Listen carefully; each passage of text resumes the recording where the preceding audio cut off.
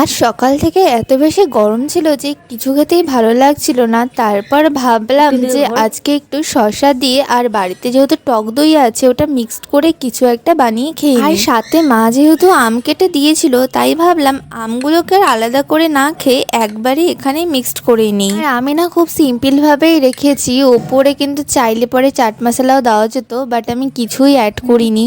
দেন দেখছি পরপর আমার দুটি পার্সেল চলে আসে, আর এত তাড়াতাড়ি যে পার্সেলগুলো চলে আসবে আমি ভাবতেই পারিনি। চলো তবে আনবক্সিং করে দেখা যাক যে কি এসছে।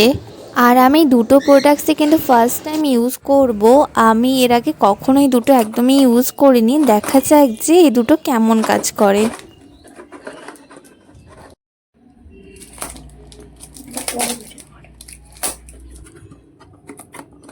দুটোই কিন্তু কাচের, পড়লে কিন্তু গেল।